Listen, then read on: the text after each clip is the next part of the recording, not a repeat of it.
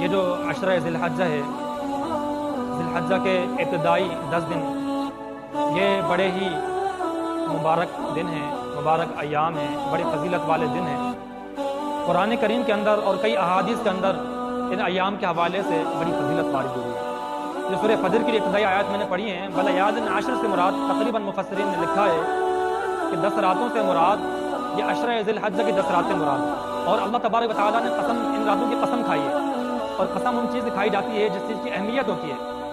تو گویا کہ اس چیز کی اہمیت کو بیان کرنے کے لیے اللہ تبارک و تعالیٰ نے قسم کھائی ہے۔ تو ہمارے لیے کرنے کے کام یہ ہیں ان 10 دنوں کے اندر کہ ہم نے جیسے ہی چاند نظر آ جائے صلاۃ حاجت کی نماز پڑھ کر اللہ پاک سے دعا مانگنی ہے، اے اللہ مجھے آپ توفیق دیجئے کہ میں ان 10 دنوں کے اندر خوب نیک اعمال، مقبول نیک اعمال کر سکوں، اور اے اللہ خصوصاً ان 10 دنوں کے اندر گناہوں سے بچنے کی فکر کر سکوں۔ اے اللہ آپ توفیق